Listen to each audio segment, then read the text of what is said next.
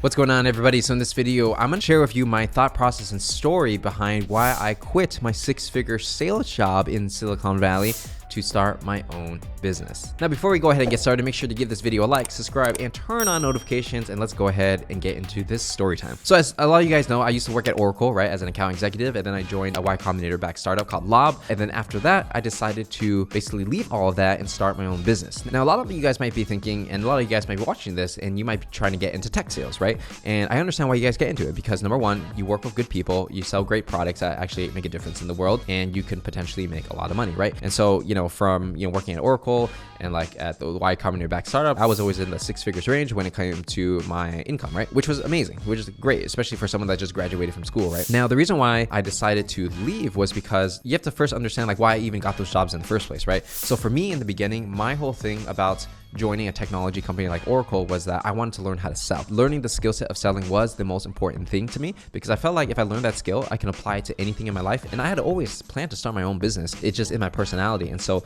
that's what I felt like I needed to do to accelerate my career. Because before I even joined Oracle, I tried to start my own businesses, like these little things here and there, but nothing really worked. And I always realized like, dude, I cannot sell anything. That's my issue. And so that's the whole reason why I joined Oracle. So after, spending some time at Oracle and then a startup, you get different experience from like the enterprise corporate world to the startup world, and you really see how people run their businesses, right? A couple years later, when I felt like I was ready to move on, I really made that decision of like, okay, well, if I leave now, I give up my salary, I can work at these great companies, and I take the risk of doing my own thing and potentially maybe make no money. And at the time, for me, it wasn't like I was doing a side hustle and then I transitioned into doing my own thing. It was like I just quit my job and started from zero and just did my own thing, right? My whole thought process was I made some money from selling commissions, so I had some money saved up. So I was like, okay, I can definitely go for 1 year without making any income and survive. And I didn't really want to live in San Francisco at the time. It was just like, it wasn't fun for me. So I was like, I want to make money online, travel the world, have fun, help people, right? That was the whole goal. So I was like, all right, forget this. I'm just going to leave my corporate life and I'm just going to book a one-way ticket to Thailand and start like an online business somehow, right? I didn't even know what business I'm going to start. I just like decided to make that decision. And I always knew that if things didn't work out, I can go back, get a regular job, make six figures once again, because I already had the skill set. It's not like you go backwards. It's like, if you know how to sell, you know how to sell, right? And so I was like, all right, so it's not that risky if you think about it. Yes, I dive into my savings, but not too risky. So what happened is I decided to quit my job. Basically a month later, I just moved to Thailand with the savings I had, right? That's pretty much how it got started. Now, from that point on, the challenging part was that I didn't really know what I wanted to do. So I, again, tried many different things for like a year and pretty much like nothing was working, right? I tried, like an app studio, making apps for the App Store. I tried to do a matcha ice cream shop, which I just lost a bunch of money because doing food and beverage is very difficult. And then the thing that really worked at the end was, I really reflected on what skills I actually had, and it was really just B2B sales, right?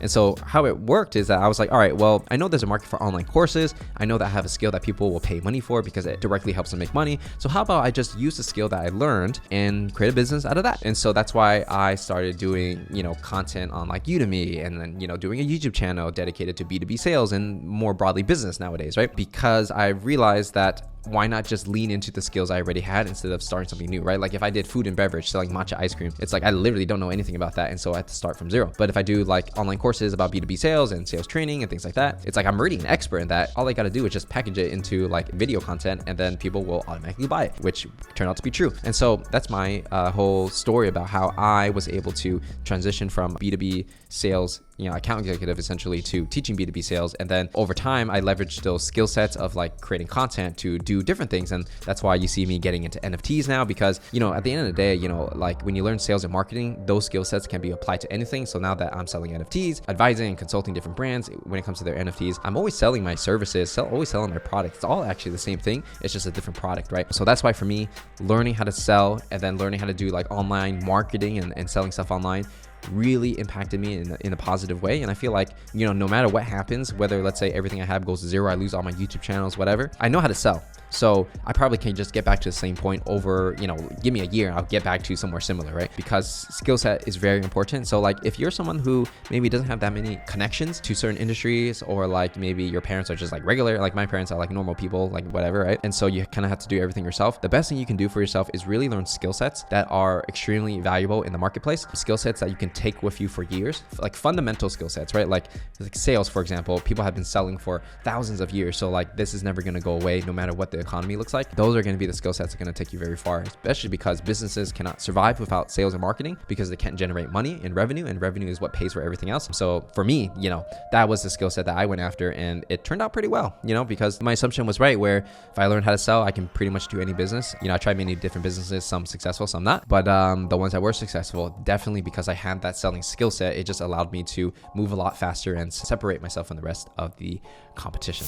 Now, for people who are thinking about quitting their sales job and they want to start their own business, here's some tips that I have for you in hindsight, right? Like, I did all this stuff, right? Some would say I'm successful. I mean, I still got ways to go, honestly, but I did pull off what I wanted to pull off. So here's my tips for that. For me, I'm an all in, all out kind of person. So like when I quit my job and I just went into my own thing, it's like a black and white thing. It wasn't like doing a side hustle and then maybe if it makes money, I would make the jump. It was just like jump and then figure out how to fly before you crash. So that's my style. It's not for everybody. I would actually recommend, like, if you're more risk adverse, start a side hustle, something you can make money, after work hours, to see if it's something you want to do, right? Because a lot of times you might realize that, like, starting a business is hard. So like, for example, if you do a small business, right? Like small business, let's say like 10 employees or less. Let's say you're making 200K profit, right? And then after tax, it's going to be whatever if you live in America. So when you're making that kind of money, it's pretty good for a small business. You control your own time and things like that. But if you're a salesperson and you're really good and you work at a really good company, you might be making much more money as a sales rep compared to if you started your own business, right? Because the upper end of sales reps in America, and like California at least, they can make a few $100,000 per year. Some people can make more than $500,000 per year. Some people can make $1 million per year if they're really good, right? And so you got to think, like, I've seen this before where, people who have more experience than me, like veterans in sales, like enterprise sales,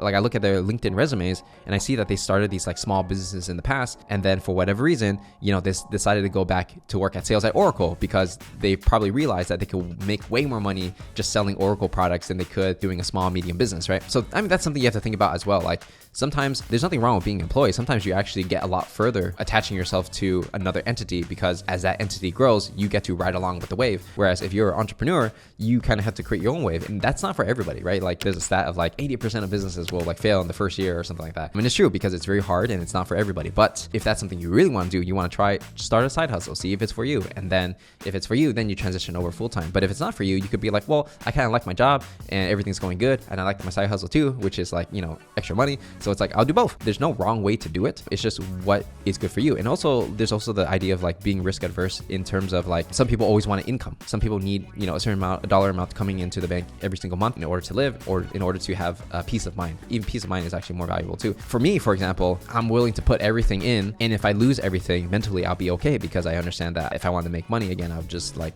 do something because I have the skills. Whereas other people, they'll probably think like, if I mess up, I have to start over. Oh my God, how many years is it going to take for me to get back to where I was? So you see, it's different risk tolerances. It's just different for everybody. It just depends on what works for you, right? Just because I did something crazy, like left my comfort job in San Francisco and I just like moved to Thailand by myself, that's kind of crazy for most people, right? It just really depends on you as a person and you find the right way to do it. So the next thing I'm going to talk about is where are we going to go from here, or where is Patrick Dan going to go from here, right? So I think when you go from sales rep to business owner, it's like, that's a pretty big step right there. And then now you're like hiring people, you have employees and things like that. The next step really is like, how far do you want to go, right? So something I've been thinking about recently is like, everybody has a certain potential of how far they can go. And a lot of times we can go a lot further than we really think, but to reach your max potential, there also is a lot of sacrifices you have to do, right? So like if you're constantly working all the time, day and night, right? It's like you don't have free time to like hang out with your friends and stuff like that, right? And even if you do, because mentally you're always working and it's like your brain can't turn off, it's like you're not really there. So I think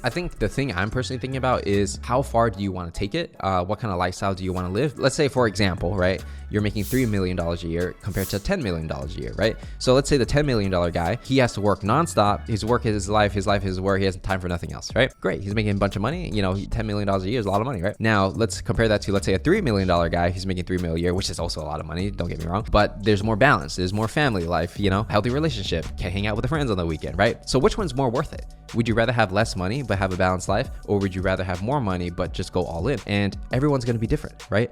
Some people are just like, I love my work and my work loves me and I'm just all in, nothing else matters, right? And that's cool. Maybe they have a certain mission, a drive, something they want to accomplish. And I think the world needs people like that to move a lot of initiatives forward. Now, for other people, they might think like, hey, like $3 million a year is great for me. As long as I can sustain this, it's growing like 10% every year and I can have my family life or whatever it is, fantastic, right? And so for me, I'm kind of like like balancing that idea of like how far do I want to push it, and then like what is actually important as I get older, right? Because at the end of the day, for me at least, if you have a bunch of money but you're dead and you can't spend it, it's like doesn't do anyone good, right? And after a certain point when you're making enough money, not that I'm there yet, but money can't buy happiness, as they say, right? And I really feel that. So it's like, just because you have more money doesn't make you happier. But if you have a mission and that you're going to use that money to fulfill that mission, accomplishing that can also be very fulfilling, right? So there's many facets and angles you can look at it. But what I would say personally is that it's all about understanding who you are and what you want as a person, right? Let's say, for example, I chose the family life, right? Some of my peers might be like, oh, Patrick, like you could have done so much better, but you decided to have a family or whatever, but you could have been like 10 times more successful.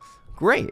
Absolutely great. But what's worth it, right? It all depends on the individual, right? And so the most important thing is really not to let your peers, friends, family, coworkers, business partners kind of pressure you into any direction just because they think that that's the route you should go, or maybe that's the route they took and they want to put that upon you. The more important thing is understanding what is good for you, because at the end of the day, like we only got one life and you can decide how you want to live it. And I feel like for business, for me at least, it's almost like a tool in order to design my life the way I want, not necessarily to maximize the amount of money I make, but everyone's different. So those are my personal tips starting a business and things like that. If you enjoyed it, make sure to give this video a like, subscribe, turn on notifications, and let me know in the comments if you want me to make more personal videos just sharing my experiences. With that said, I will see you guys in the next one.